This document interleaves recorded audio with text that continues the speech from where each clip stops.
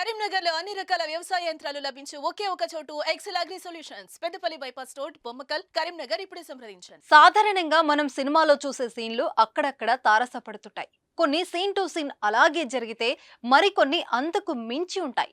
ఇప్పుడు మనం తెలుసుకోబోయే ఘటన కూడా అటువంటిదే. ఓ నడి వయసు మహిళ హోటల్కు వెళ్లి గది కావాలని అడుగుతుంది.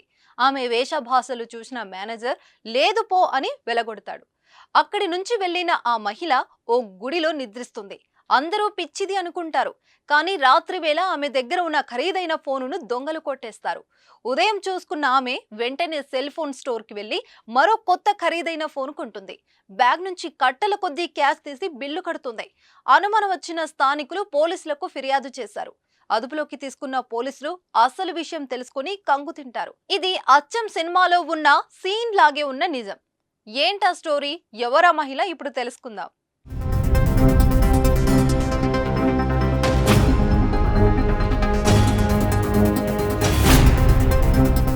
ఈ నెల 13న ఓ 50 ఏళ్ల వయసు ఉన్న మహిళ ఓ పాత బ్యాగు చేతికి తగిలించుకొని అనకాపల్లి జిల్లా చోడవరానికి వచ్చింది. రాత్రి సమయంలో స్థానికంగా ఉన్న ఓ లాడ్జికి వెళ్ళింది. గది కావాలని అడిగింది. మాసి ఉన్న బట్టలు, పొంతన లేని మాటలు చూసిన లాడ్జి మేనేజర్ పిచ్చిది అనుకుని బయటకు వెళ్లగొడతాడు. అక్కడి నుంచి వెళ్లిన ఆమె చోడవరంలోని గౌరీశ్వరాలయం దగ్గర నిద్రిస్తుంది.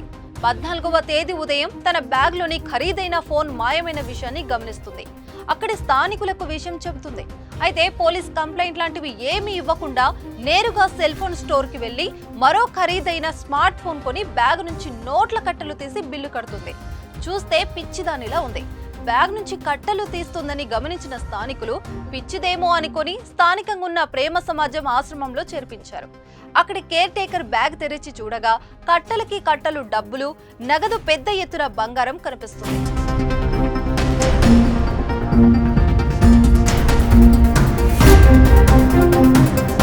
దీంతో భయపడిన ప్రేమ సమాజం మేనేజర్ పోలీసులకు సమాచారం ఇస్తాడు.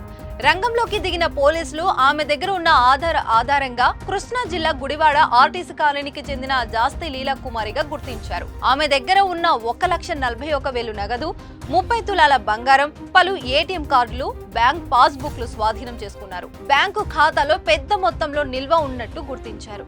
సిఐ శ్రీనివాస్ ఆధ్వర్యంలో పోలీస్ సిబ్బంది మరింత విచారణ చేయగా ఆమెకు మతిస్థిమితం సరిగా లేదని, అప్పుడప్పుడు తనని ఎవరో చంపాలని చూస్తున్నారని, పెద్దగా కేకలు వేస్తుందని తెలుసుకున్నారు. అదే ప్రేమ సమాజం ఆశ్రమంలో ఉంచి వైద్య సేవలు అందిస్తున్నారు. లీలా కుమారి పూర్తి స్పృహలోకి వచ్చిన తర్వాత మరింత విచారణ చేసి కుటుంబ సభ్యులకు అప్పగిస్తామని పోలీసులు తెలిపారు. ఏది ఏమైనా లీలా కుమారి ఎపిసోడ్ సినిమా సీన్ మాదిరిగా రసవత్తరంగా ఉందని నెటిజన్లు కామెంట్ చేస్తున్నారు. మరి మీరేమనుకుంటున్నారో కామెంట్ చేయండి.